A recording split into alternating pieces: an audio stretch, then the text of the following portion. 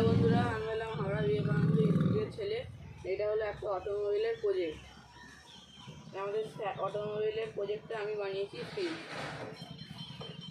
এই যে ফ্রিজটা, এখানে 3টে থাক আছে, আর এখানটা একটা ম্যাগনেট আছে, আর এখানটা একটা ম্যাগনেটে মানে লোহার যেটা আটকায় লোহার জায়গাটা আছে, নিচে ফল আছে, আর এখানে বিস্কিট আছে কয়েকটা 4টে মতো, আর এখানে একটা সসের প্যাকেট আর এরকম একটা হজমোলা আছে।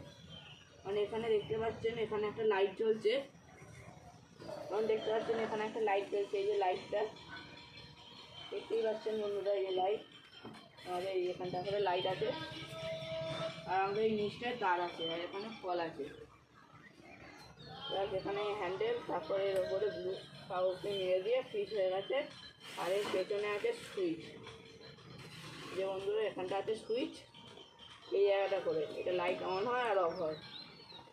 বন্ধুরা এতটাই।